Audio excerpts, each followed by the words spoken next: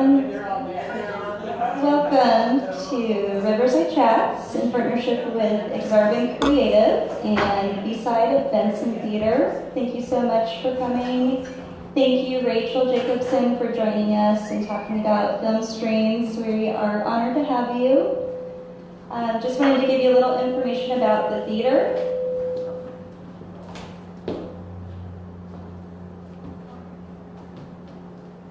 We are a nonprofit theater, and we are raising funds here at B-side to restore the historic Benson Theatre, which is 2 doors down.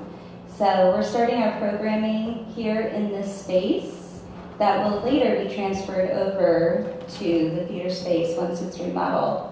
We're about 60% of the way there to raise the funds to restore the theater, so we're really excited that we're in our final stage. And we just want to thank you all for supporting us by attending this event and future events. There's event cards on your tables to show you what's coming up. You can also find us on Facebook and Instagram, all those social media platforms. But please keep coming back and tell your friends. Also, there's some information about the theater specifically on the bar and on the buffet in the back, and a place to donate if you like.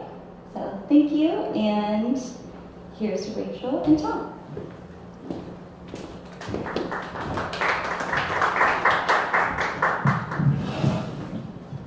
Thanks, everybody. So I don't know what your preference is with the mic. I like to just hold it because I feel awkward and like I have to bend over the whole time otherwise. So whatever you're comfortable with.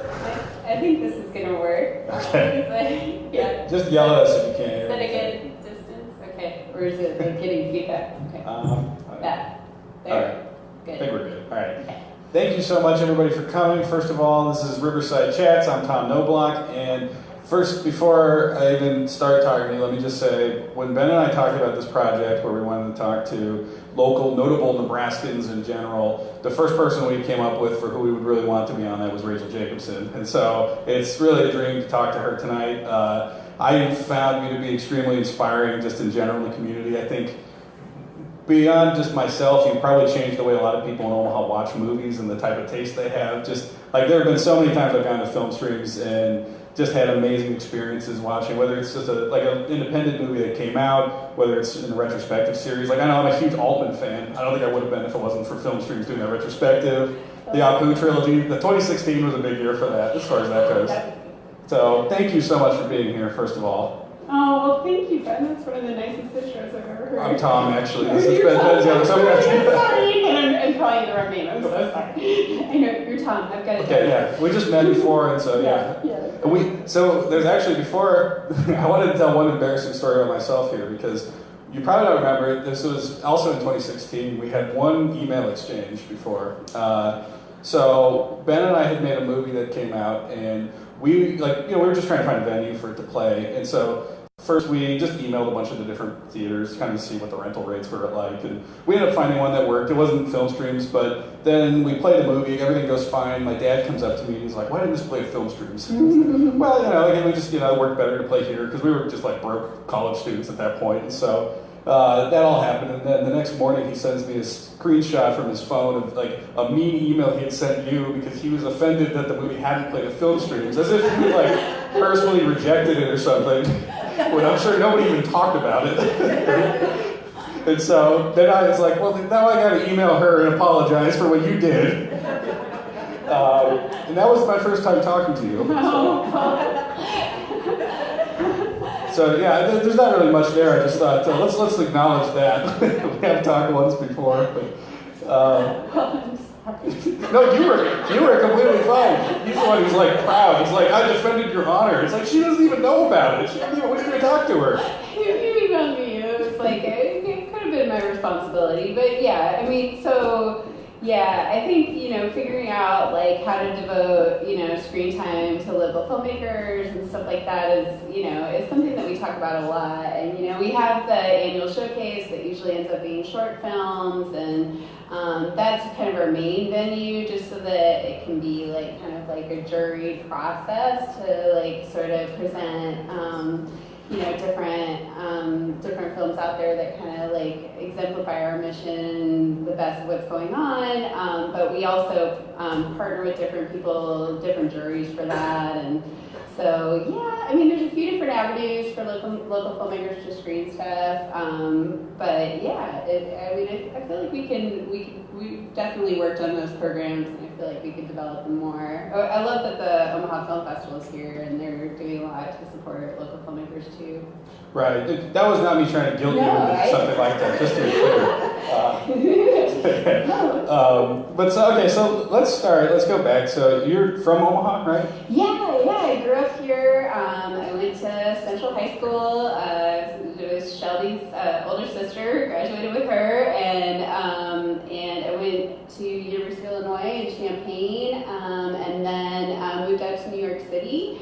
And it was around my senior year of college. I was taking like documentary film and French film classes, and really got the idea that someday I would want to move home and start like a cinematheque in Omaha. And I don't really know where that came from, but it seemed like the perfect dream job. And so, had to try to figure out how to do that from there. Right. Well, that's kind of the whole story, because I feel like probably a lot of people had a dream similar to that, but you're the one who figured out how to do it, and that's crazy. And not only did you figure out how to do it once, but now you got 2 theaters, so it's like twice basically. And so, I mean, when was it when you started to develop that affection for movies in general?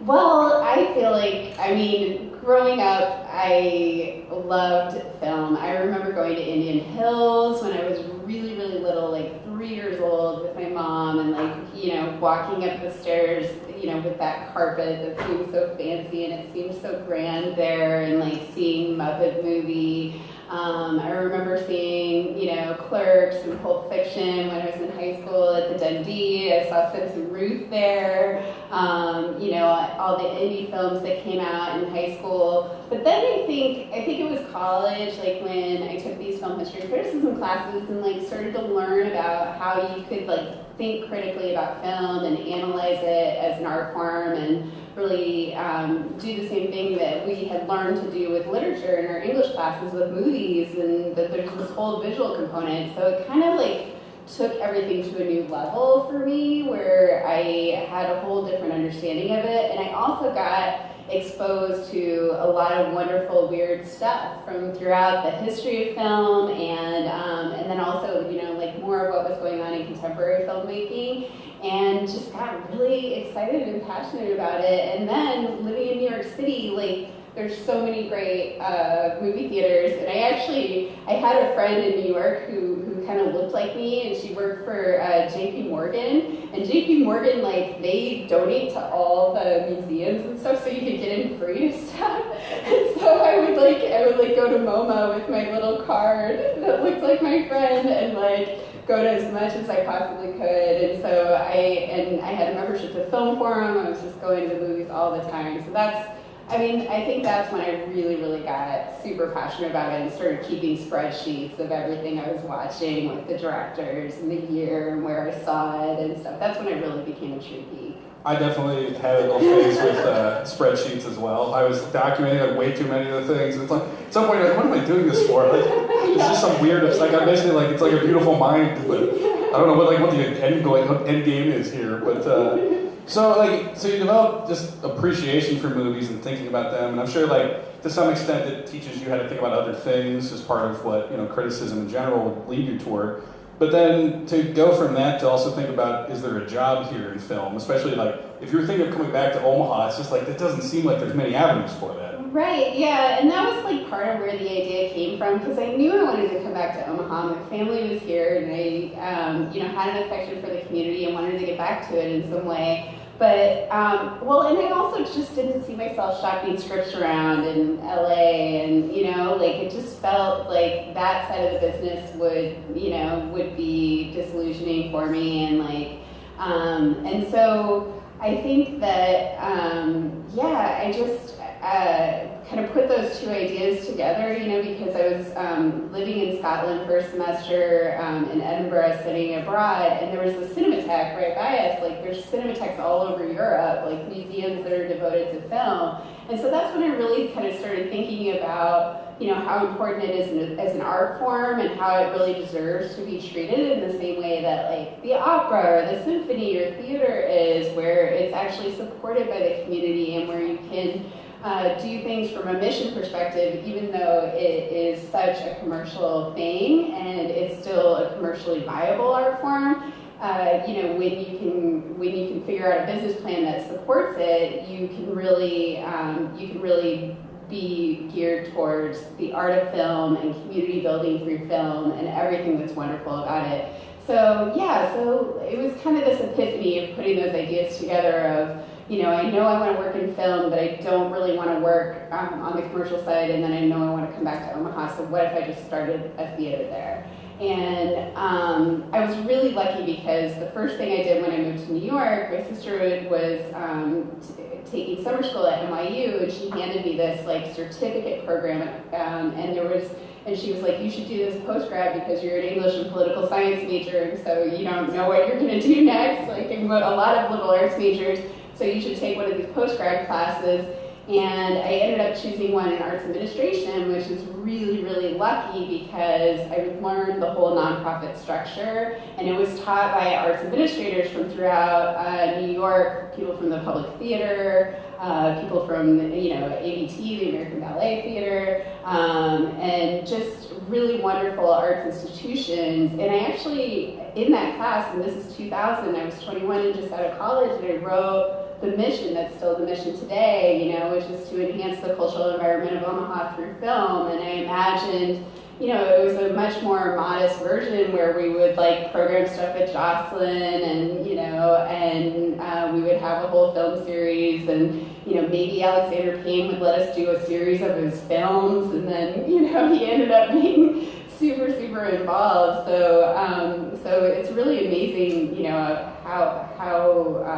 how it came to fruition, because I think originally it was let's do a film series at the museum, but yeah. So. You said you studied English and political science? Mm-hmm. So yeah. Did you have different sorts of ambitions before you sort of moved this way? Yeah, I think I didn't really know what I wanted to do. I was just kind of taking classes that really interested me, and I was kind of leaning towards journalism a little bit. I was really interested in journalism, but then within the English major, there were these film history and criticism classes, so that's where I really started to realize how passionate I was about film, and really love analyzing film and stuff like that. So yeah, moved out to New York after college, fell in love with the city. I figured out that the hardest part of running a nonprofit would probably be fundraising. So I was like, well, that's what I should do. I should do fundraising, because that way I'll have experience, in the thing that I'm most scared of, And so I worked mostly in fundraising when I was there. I worked for WMIC, the public radio station, most of the time I was there. I worked for a little theater in the West Village called Theater for New Audience. That was amazing.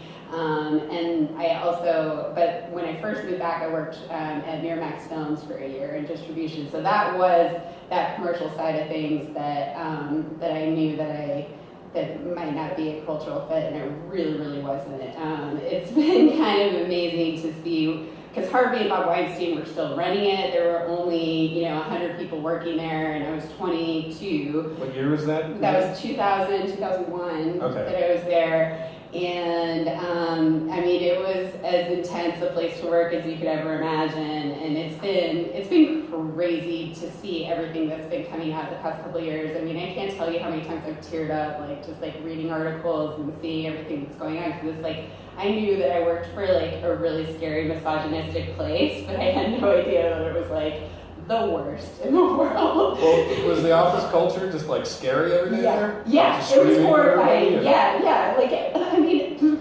It wasn't every day. My boss would but if you didn't flirt with him the right way, then you'd get on his bad side. And he had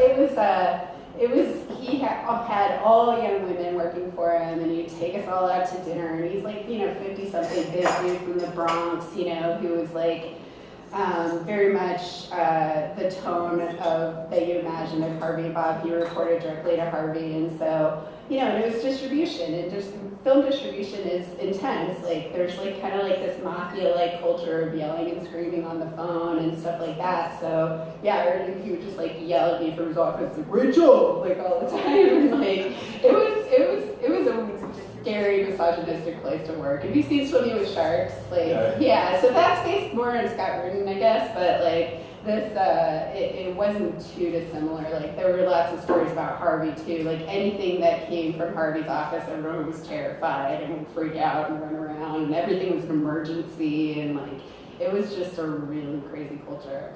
That's the kind of thing that I feel like you're talking about. Sort of there's that demystification process that maybe starts to ruin it, because I mean, Weinstein's, Rudin have made so many of these classic movies, and you want to think that they're these great people supporting great artists, and that I don't know what to do with that information about. Like, does that change your way of looking at a lot of your favorite movies?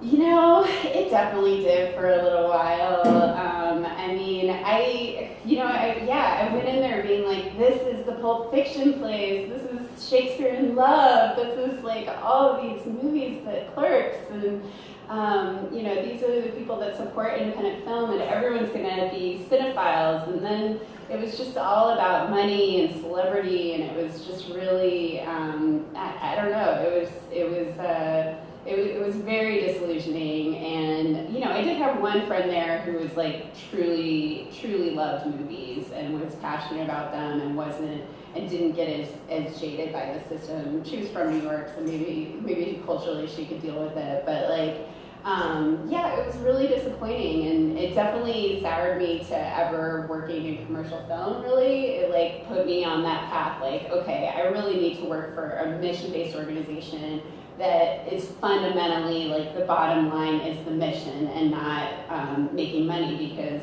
when it is, it just, that commercialized version of the art form, and there are exceptions. I think, Miramax is one of the worst examples, but I think, it's really hard. It was much easier for me to like have it be actually in the structure of the business that I'm working for, that its bottom line is the mission. Well, and so did that, when you get to even doing film streams, did those experiences impact the types of movies you wanted to get? Were there ones where you're like, I don't want the Weinstein stuff? Yeah, a little bit actually. Because what happened really is that the Weinsteins were so hard to deal with for theaters. They would kind of like bully around the exhibitors, and so I really didn't like playing with the Weinstein Company. Like, I remember when they had The Artist, we had an exclusive on it. We had been promoting it forever, and they had told us we were supposed to open Christmas Day, and Christmas is a huge day for movie theaters, so we had planned to play it. Bob Fishbach was at the Omaha World Herald at the time, and he had a big article coming out the next day, and we were ready to open it, and literally like the Wednesday before we were supposed to open it on Friday, they just called us and they're like, yeah, we're pulling it from everyone because they wanted to make sure the Oscar race worked the way that they wanted it to. And so they ended up opening it like 6 weeks later on like with us, and then on 6 other screens in town. And it was just like, we can't do this. When we have a little 2-screen movie theater, like we need to be able to know what we're going to play. And so it was just, it was such a nightmare for us, for our tiny little team, and like for everything that we were trying to do as we were trying to grow our organization. We were like, I said to my film, I have a film booker who's based in Boston, and we have a film booker, and she books multiple movie theaters throughout the country. And I told her I don't want to play with Weinstein anymore because they're going to do this to us. And she's like, she would tell other theaters that Film Streams boycotts, Weinstein films, but we didn't actually totally boycott them. I mean, we ended up playing 1 or 2 with them, but it was mostly because of just how they treated us as exhibitors, and that's just in general how they are. They're just, Well, they had such a monopoly on the kind of art house movies for such a while. Yeah. So you just can't avoid them to some extent. Right, like they had some really, really great films, like Carol, or like, there's some really good movies that they've put out. But then, Harvey was known as Harvey Scissorhands, because he would cut stuff up. And, you could tell with the bad stuff, you could kind of have a feeling for when Harvey got his hands on it. And like, it just would have like a certain kind of rhythm and a certain kind of feel and I can't even describe it, I can't even name which ones have it, but like sometimes I'll watch a movie, I'll be like, I can tell that's Harvey. It's just like sort of wrong, you know, where he just cut it up in the wrong place or whatever it is. So. That's fascinating. I'd love to hear an example if you can think of one. Just a nerdy aside. Yeah, totally. I will try. So, okay, to get back to the main point of why we're here, though, other than just weird Harvey Weinstein gossip.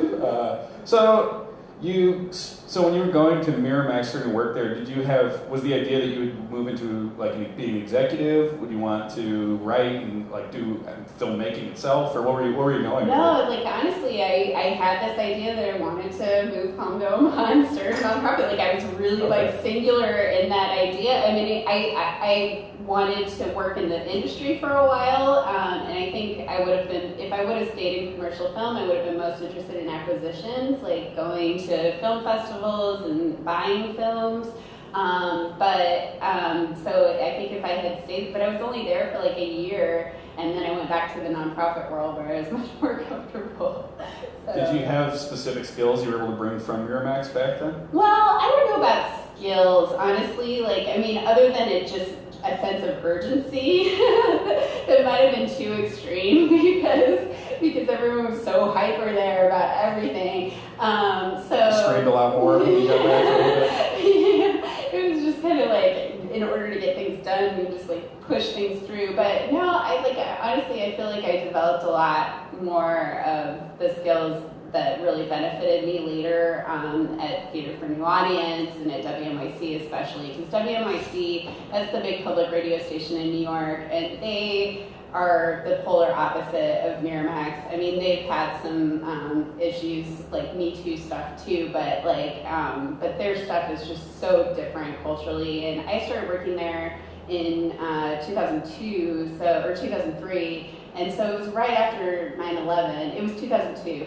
So it was right after 9/11, and it was like I went to sleep listening to WNYC because it was the only news source that I trusted, and they just did such incredible work, and the people working there were so thoughtful and competent and cared so much about what they were doing and just smart, and the work environment was really nurturing and great, and they would send me to these conferences, and I feel like the nonprofit film model is sort of most maybe similar to public radio and public broadcasting in the sense that there's a commercial version of it that's still thriving, but we all understand why there's a reason for public radio, why there's a reason for the member-based model.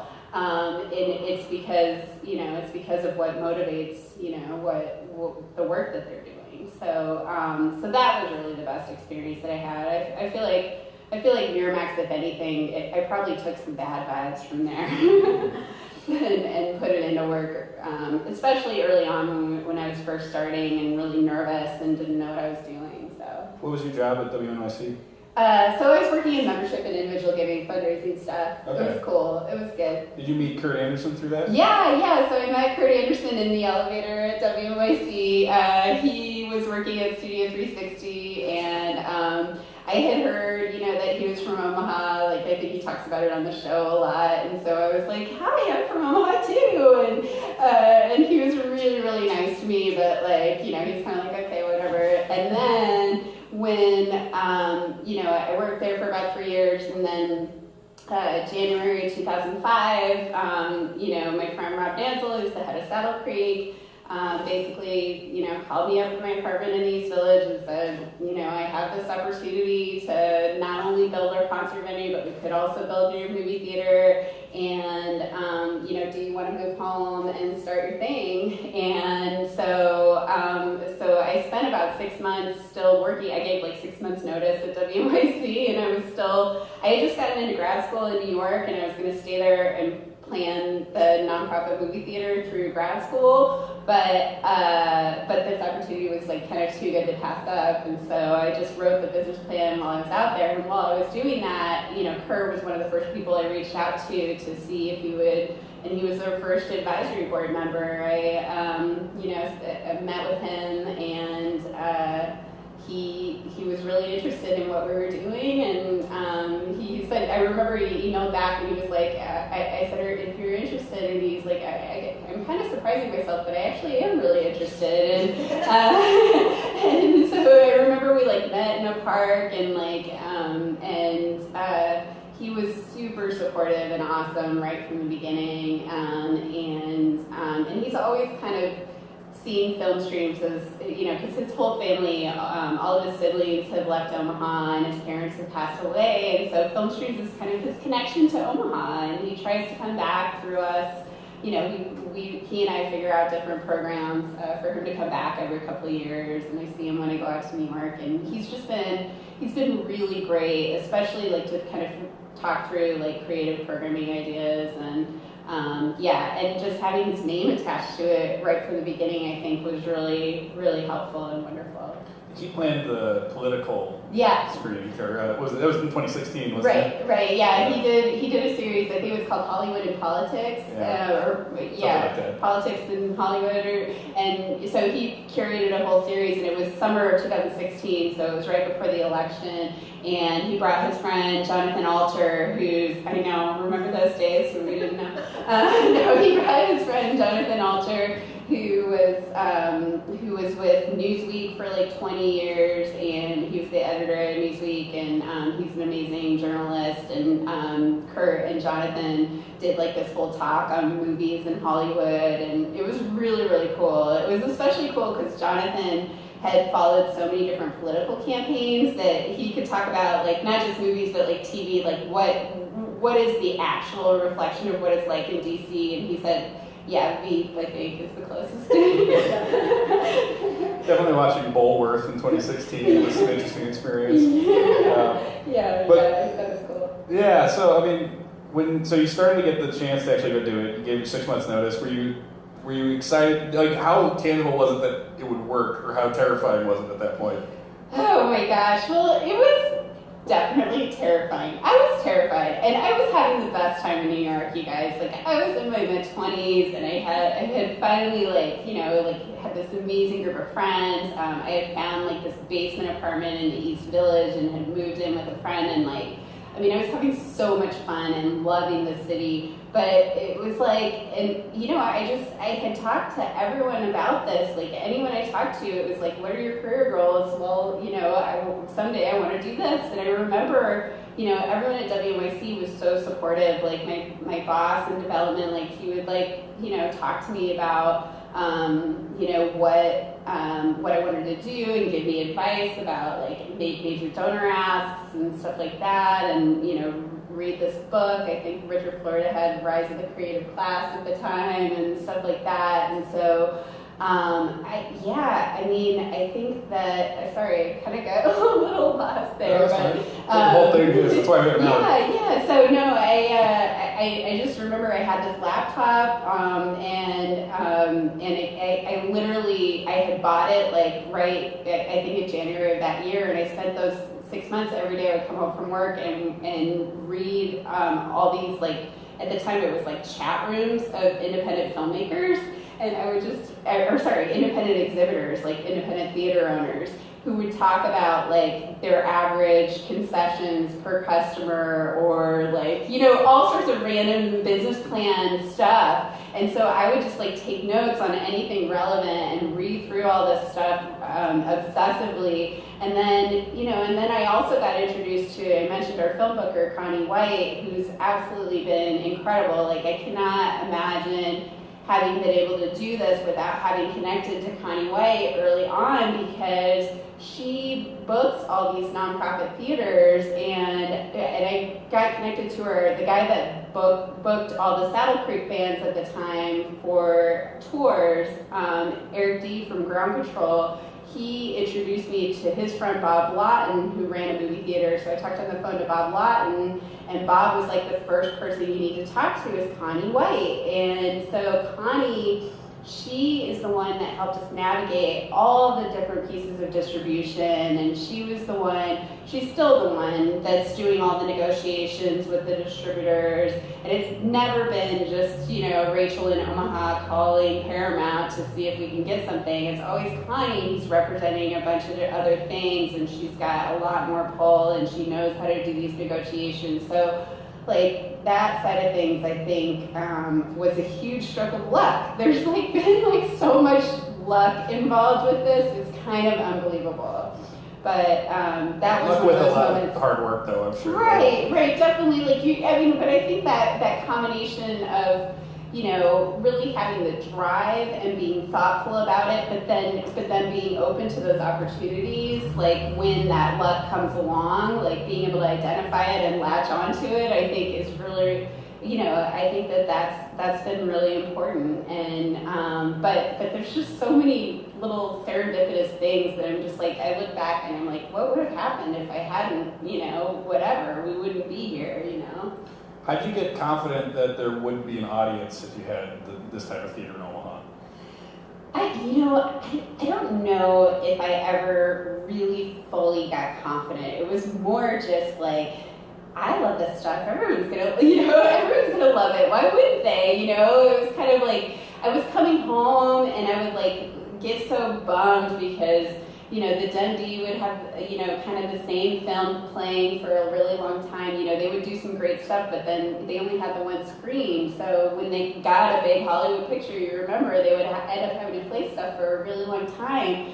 And I would just get so bummed because there were no independent foreign screens in Omaha. And I would have this big list of stuff that I would want to see, and it would be man, all the Hollywood stuff that's playing in Omaha I've seen, I've checked off those two, and I'm just not interested in anything else. And so I just really saw that there was this huge gap here, and there wasn't any classic film programming here at the time. I mean, really, other than W Midnights, I don't remember. I mean, maybe you can correct me, but I don't think there was anything going on then. And so it just felt okay, there's nothing there, so why wouldn't they?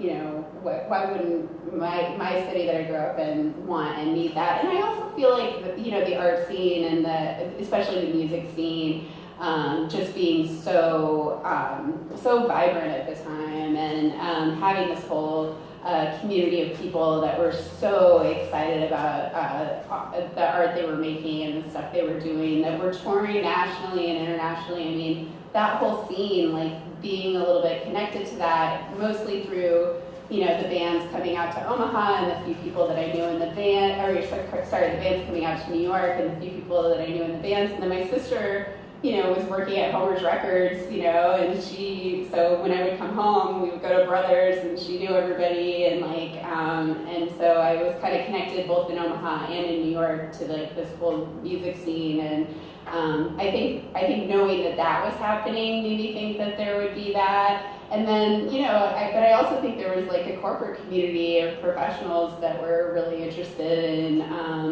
having more entertainment options here.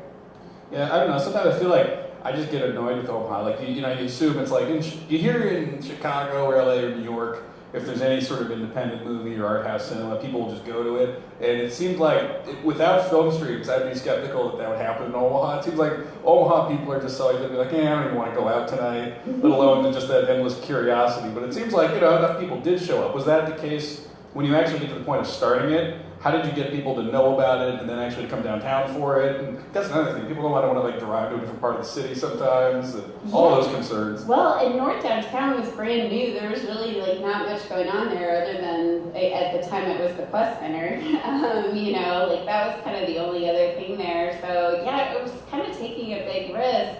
But I knew that we needed to do some programming. When I first moved home, I just started meeting with everybody, and people. The thing about Omaha is that it's so great because you sit down with someone and they'll give you a list of names of other people that you need to meet with, and it's so cool because then you just start calling those people, and then you just kind of expand your circles of people. And so I would just hang out at Blue Line and have these weird blind dates with all sorts of different people all the time. And so that was one way that I was like, you know, just meeting people and reaching out. But then, you know, we did this, Casey Logan, who's our deputy director now, I met him like almost immediately when I moved back, and he was really stoked about it. And then so he was like the first person to like kind of really do work with me on it. And then also my dad, yeah, I'm gonna try not to cry talking about my dad because he just passed away, but thank you. But he was really, really supportive right from the beginning, and he was at Q-Tech Rock, so he got us our 501c3 status really quickly. I mean, that's another way that I'm really, really lucky because I had, you know, him like kind of connecting me to the corporate community and stuff, and so, you know, he introduced me to a lot of people, and, you know, one of the people that he introduced me to was at Jacobson Art Museum, and my sister was actually then went from Homework Records to Jacobson Art Museum, so she was working there too. And we ended up doing this film series at Jacobson Art Museum in 2006. And Jim, who's still our projectionist, he set up like a big 35mm platter system in the back of Abbott Hall, and we did like 10 different screenings. And the coolest thing about that series was we had a lot of different leaders in the cultural community who were really excited about this. And so like the Bemis partnered with us on a screening. The public library was doing To Kill a Mockingbird for Omaha Reads, and they partnered with us to do a screening of To Kill a Mockingbird. Omaha Performing Arts was just getting started, and they were doing the ballet of the Magic Flute, so they wanted to partner on a screening of Ingmar Bergman's The Magic Flute.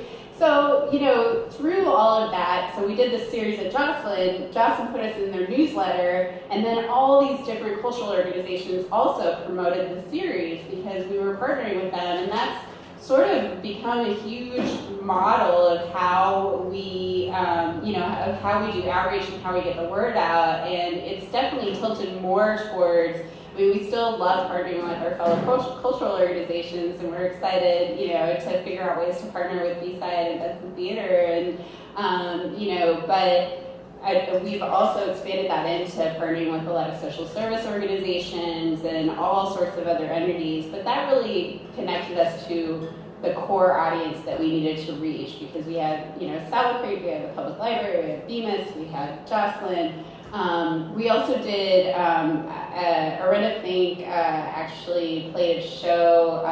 She had a band at the time called Art in Manila with Dan McCarthy and a few other people. And they actually played a show at Omaha Healing Arts. They did Maya Deren Films, which was an experimental filmmaker, and they just played with the Maya Deren Films, and we had a big party. So we did a couple of different events. We did another screening at Bemis.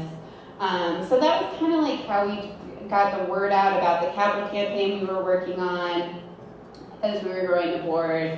Those were the kind of smaller programs that we did.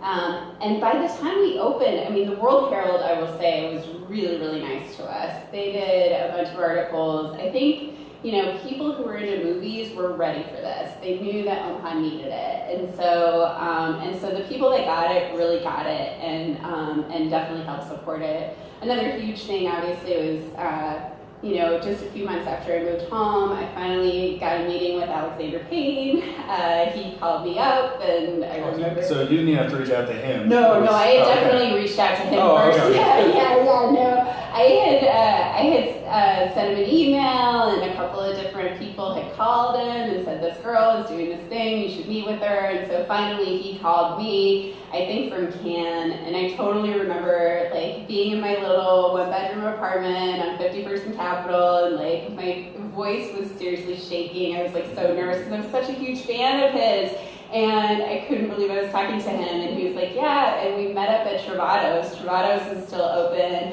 and we sat down, and he was immediately, like, I gave him the whole spiel, you know, I just had like this 1-page thing, like, here's what we're gonna do, it's gonna be, you know, first-run films that would never come to Omaha, it's gonna be rep films all the time on one screen, and it's gonna be this education program that's gonna be film history and criticism for high school students, and he was just like, he loved it, and he was like, I'll do whatever you want. He's like, and he's like, what can I do? And I said, well, join our board, and maybe you could give money, and curate our opening series. And he said yes to all those things. So, that's amazing. When he called you, did he say like, hey, I'm just in Cannes right now? Yeah, he was, Yeah, that sounds like something. I've never met him, but actually I have met him, but that's what I'm going to imagine. That seems like such an out-of-dinner way to talk to somebody. Yeah, something like that. He was just, very...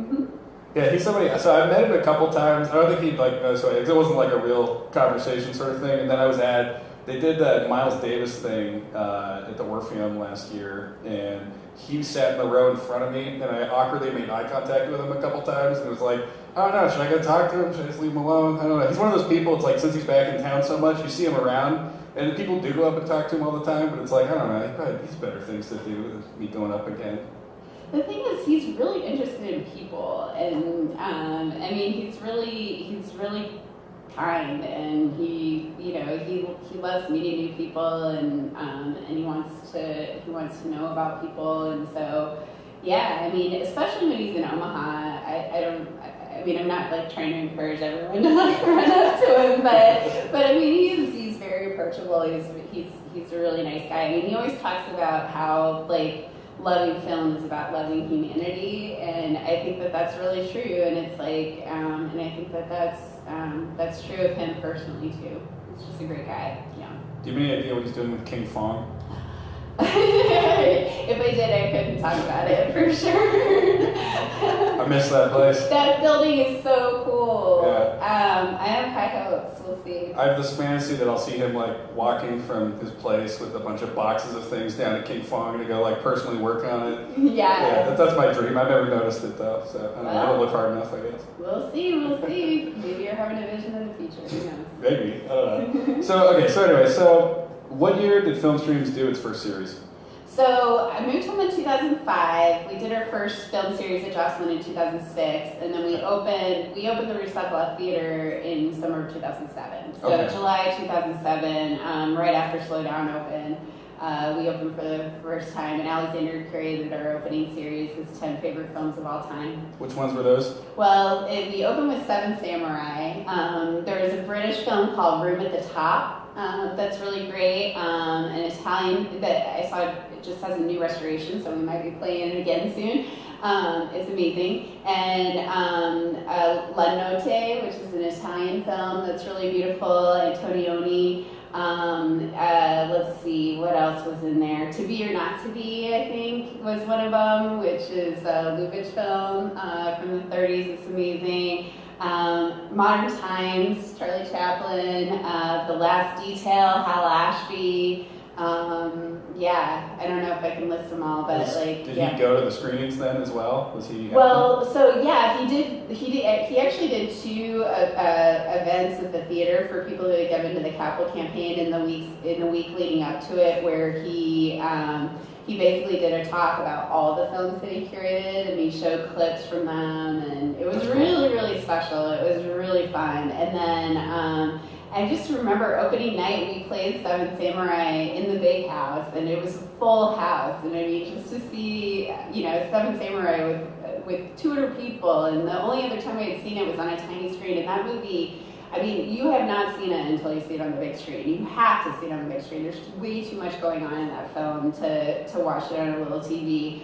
And it was just such a fun experience, opening the theater with, this Japanese film from the 60s. It was really sweet. So at that point, had you reached some realization where you were like, okay, I think this is going to work?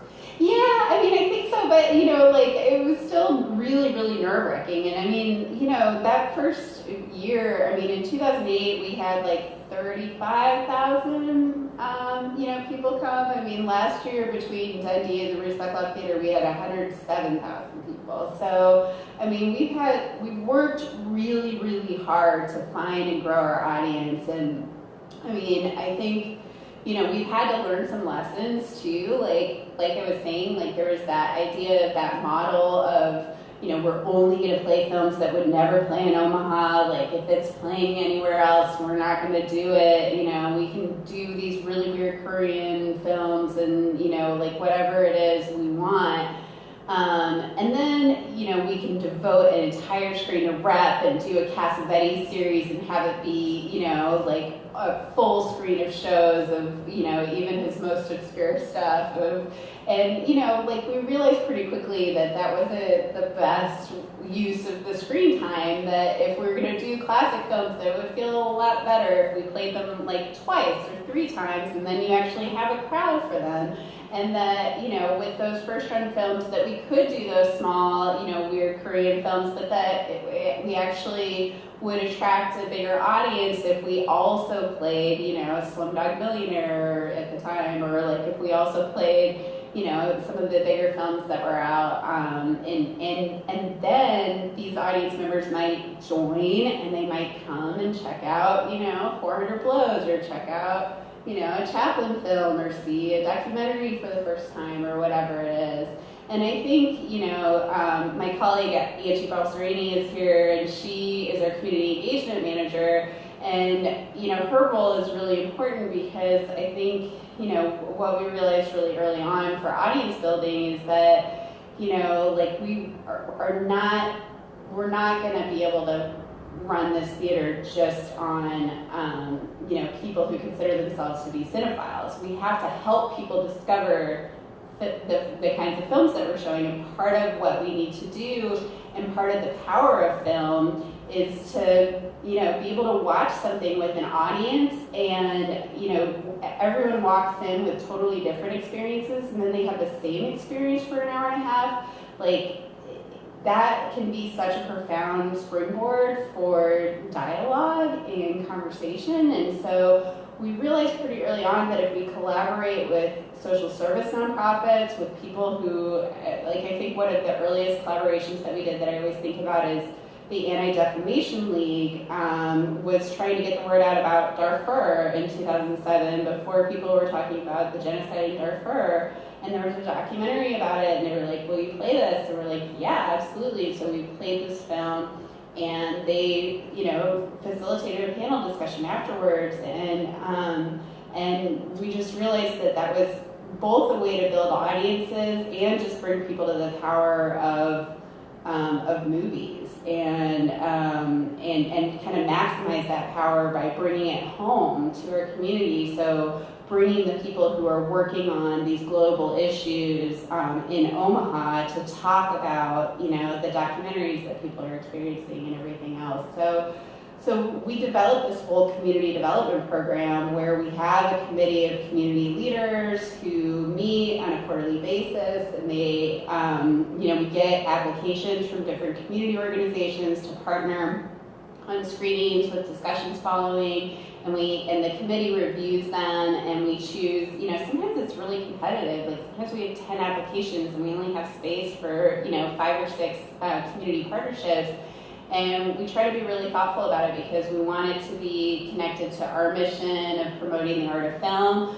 And so it's got to be a really good movie. It's got to be something that we're proud to show. And then we also want it to support the partner's mission and make sense for them.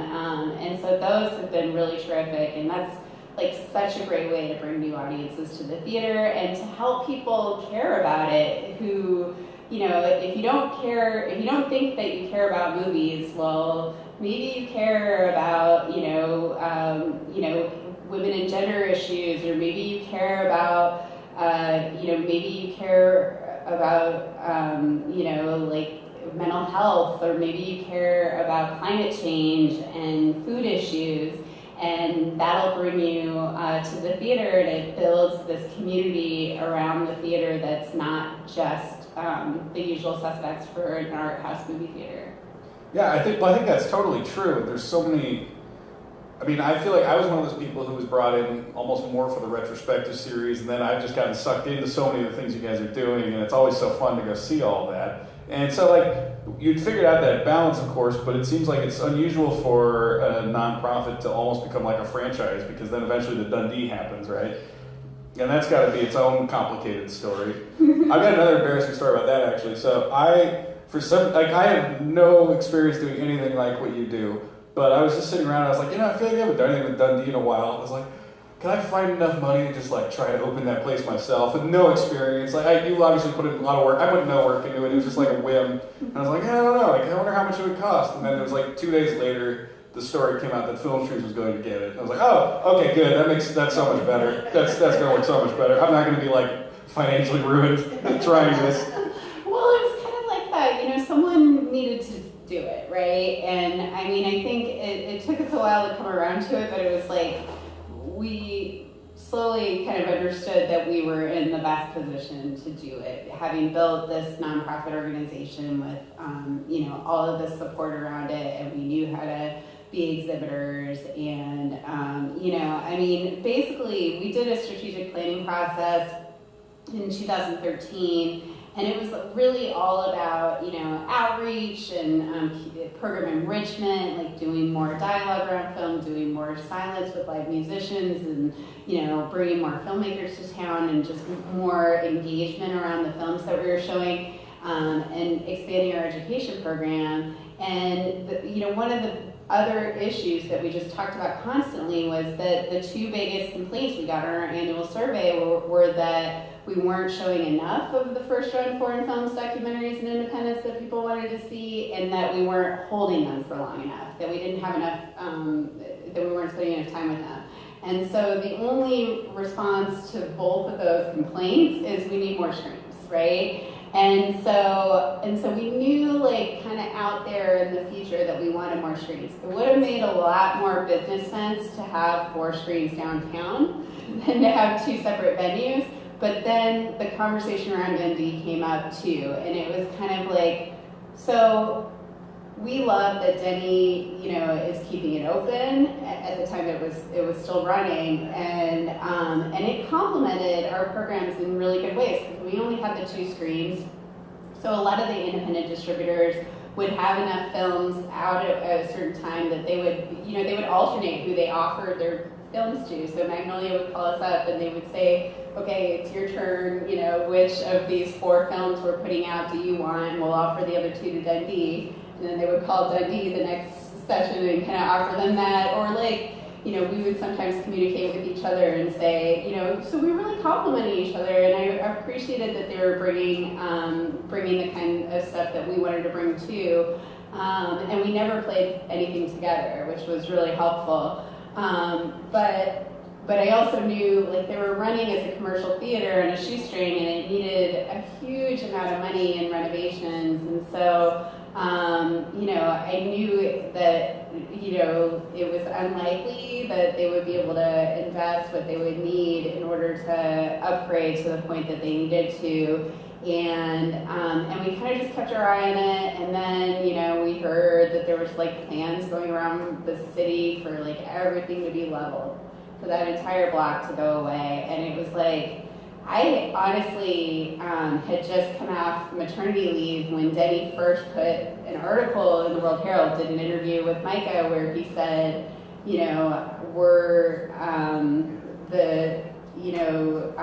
we're probably not going to actually renovate and reopen. I'm hoping someone else will. That's probably when you kind of got inspired to do it. And I had my dumb idea. I was like, well, what if I just do it? No, and I think a lot of people were thinking about it. I was talking to some people who were seriously thinking about it, and maybe someone else could have done it, but then it was kind of like, okay, we need to explore this. And so I sat down with him pretty soon after that. I called him. My husband made a video on his phone of me calling him. He's like, you're rolling this ball down the hill now. And we literally had like a 4-month-old at home, so I wasn't super stoked about, like doubling our work. But I also just couldn't imagine, driving by that block. I grew up at 58th and Underwood. I grew up like right around there, and I couldn't imagine, it just being destroyed. And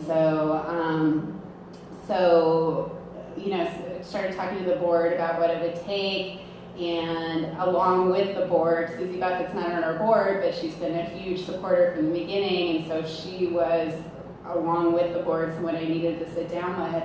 And she was immediately like, Rachel, why don't I buy it? And I was like, okay. And, you know, I mean, I don't think she decided right in that moment, but like a few weeks later, she called me and told me that she had bought it. That's amazing. Sherwood Foundation bought it, RH Development, and they intended to donate it to us. So, so that was pretty incredible. And we kind of had a whole plan with how we would be able to run it, along with the downtown venue, and how we would really make it into a place and a special venue. And yeah, it went really, really well. Like, there were enough people who got it and who were passionate about it that capital campaign was. I mean, it's never easy to raise money, but people were excited. It means so much to people. I mean, even just people still going to the Dundee, you can tell there's that pride, like just going and be part of that culture in Omaha still. And so, I don't know, I love it. I love going there. And that opened, what, was it 2 years ago? Well, less than 2 years. It was a year ago last December. So that's because the Downside was the first one that yeah, so it's only 15 months. 15 months. Yeah, we did a sort of a softer opening where Jane played, actually, that documentary about Jane Goodall. And but yeah, Downsizing was the official premiere, really. Mm-hmm. Yeah, I mean, people love it. It's such a fun place to go to, and I love that you got the restaurant. The micro cinema was so cool. What was the idea? I mean, instead of having a bigger screen to just do the micro cinema, was it just that's what space you had? No, I mean, so I like we couldn't like really get our head wrapped around running it as the same way that it was. Like the top questions that I got were, how are you going to get the entrance off of Dodge Street?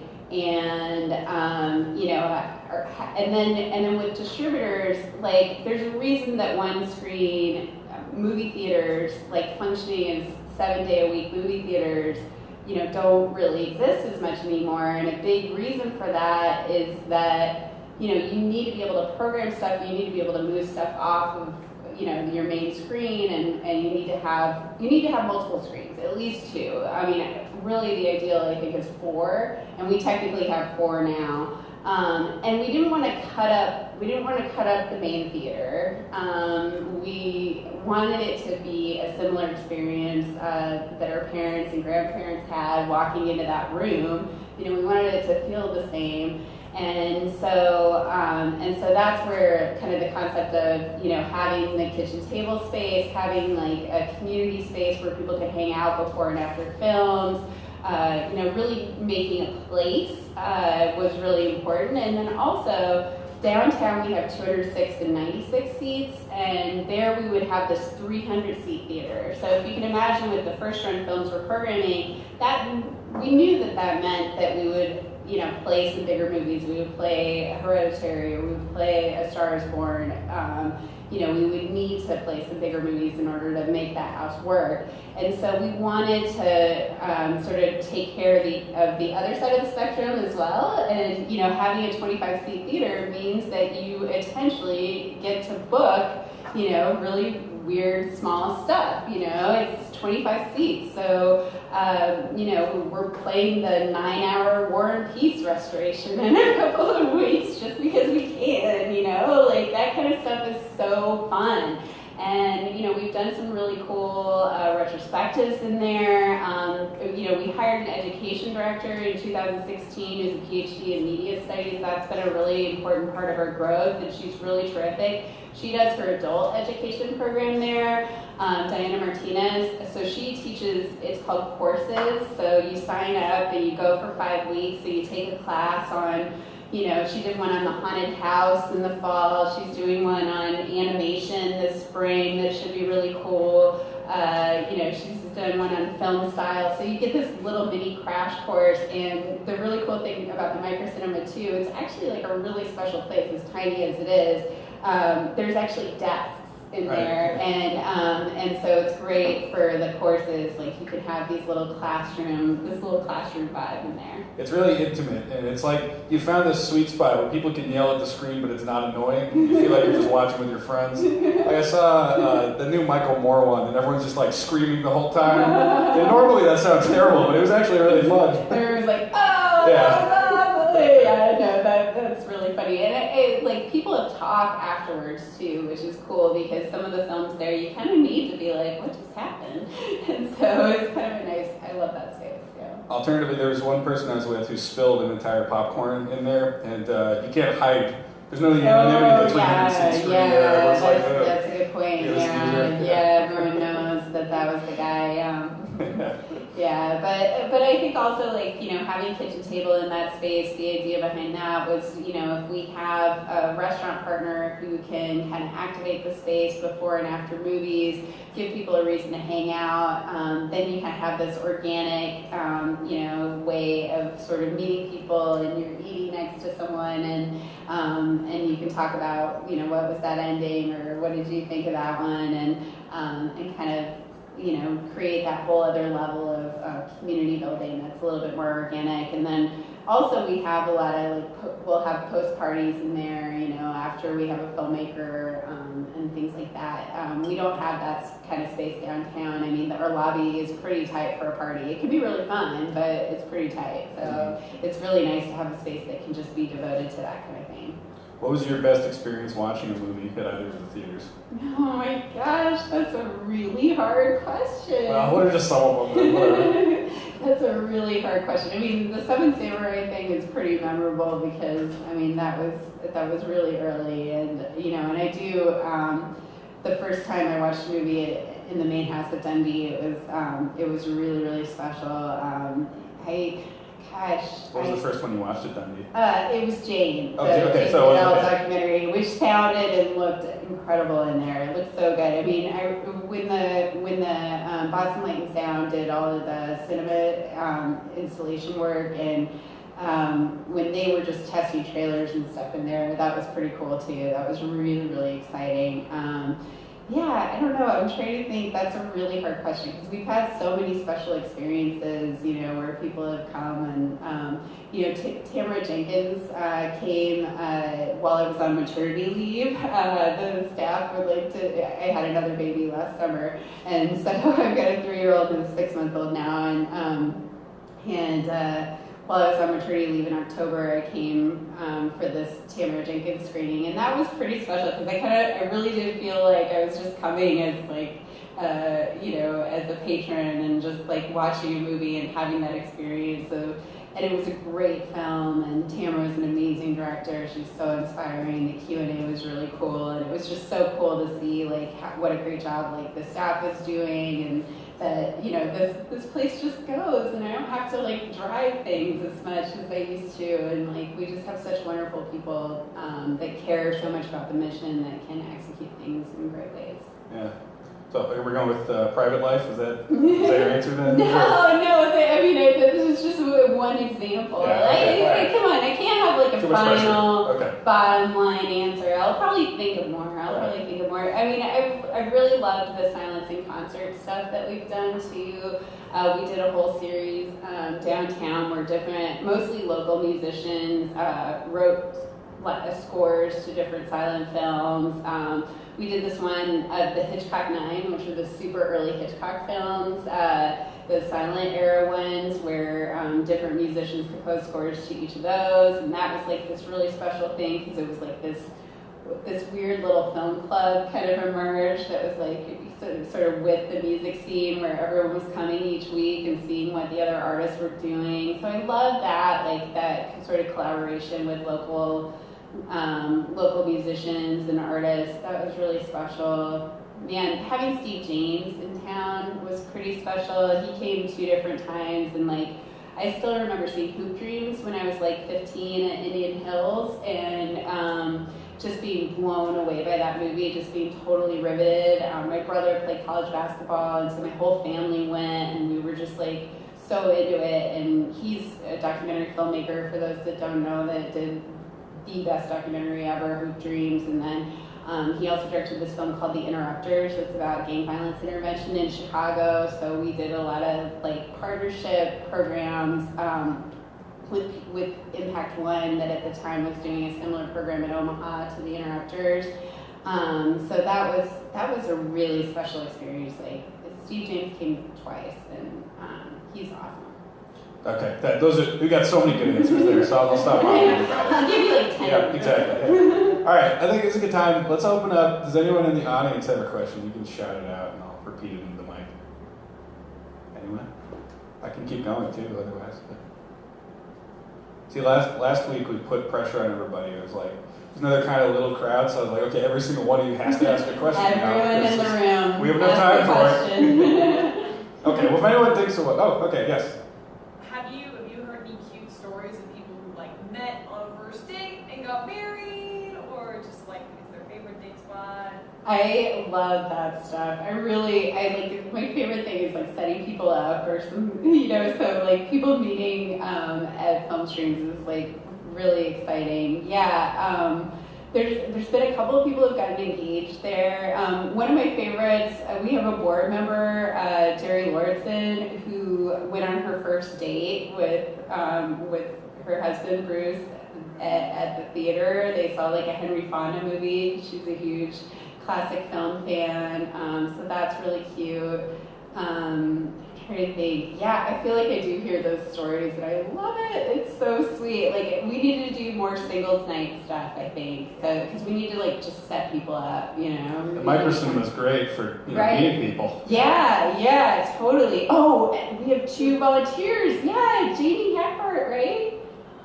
Yeah, we have two volunteers or regulars who met going to courses, going to Diana's classes. And they're dating, and they're so cute and happy together. Oh my God, I was like freaking out. I saw them together. I was like, you guys are dating, and you met at conference. I love that. It's so cute. Anyone else want to ask a question? There was one story though about I think on their wedding band it says Theater One. Oh right, yes. I don't know who that was though. Yeah, because they met in Theater One, Yeah. or he proposed in Theater One, and so she actually, she has it engraved on her wedding band. It says Theater One. Yeah, that's very cool. That was cool. Okay, so as far as the future of movies, it seems like there's a lot of doom and gloom talking about the theatrical experience at this point. And Filmstream seems like it's able to sort of be different just by really being passionate about what you're playing. It's not just a random sort of selection of what's new. I mean, is that what you think will save the theatrical experience in the future, or where do you see all that going? I feel like everyone talked about the demise of the movie theater in the 50s when televisions were in everyone's house. Everyone talked about it in the 80s when VHS, was prominent. And now everyone's talking about it with streaming services, and it's like, it's never died. It's just continued to grow, and I feel like, you have all these different alternatives. I watch movies on Netflix. I also love watching movies in the theater, and it's a really interesting debate going on right now, and we're definitely having it amongst the staff. I mean, Private Life, the movie I mentioned, that was a Netflix movie. We only showed it one time because it was playing on Netflix, and so we had the experience of bringing the director and doing a special screening and being able to see it on the big screen with the community. Having that live component of being able to interact with the artist, I think is really important as much as possible. We did 87 different public programs last year that had some sort of live component. So I think, doing different partnerships, having, different introductions and community partners, having live musicians with silence, having artists there, I think, that's really important.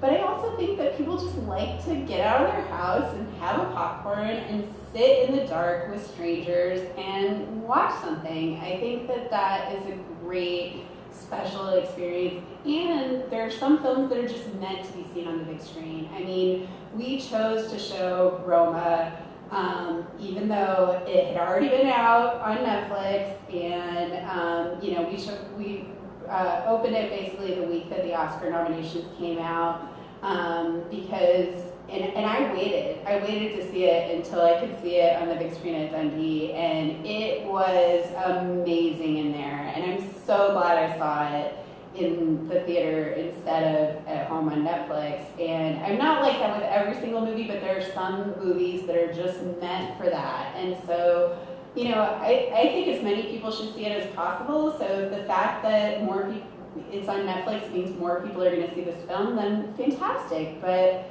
I just think that there's that special place for, having that experience of watching something with strangers and having the community experience of being able to go out and see something. And then just like, you don't have as big a screen at home as we do at Dundee. So you're going to have a better experience. And the sound is incredible. I feel like what scares me more about going to the theater than Netflix is Marvel at this point. I'm just like, I'm so sick of everything being the same movie unless I'm going someplace like Film Streams or Draft House or something. Yeah. Have you watched Spider-Man yet, though? It's pretty good. No, I haven't seen a Spider-Man since Tobey Maguire's Spider-Man. Yeah, so well, the animated one is like really good, yeah. Okay, I hear that, yeah. Yeah. I just have to get over my cranky demeanor, I guess, and give some of these a shot when they say it's actually good. Yeah, I heard this new one's not so good, unfortunately, but, I don't know, I'm just disconnected from it. All right, any other questions from the audience? It's pressure, come on. Ben, ask your question, come on. No questions. You did such a great job. Oh, thanks. Well, thank you so much, first off, to Benson Theatre for hosting this event, and thank you so much to Rachel Jacobson for being here. Tom, I really appreciate you having me. Thank you so much. You've been so nice. And thanks to everyone who came out.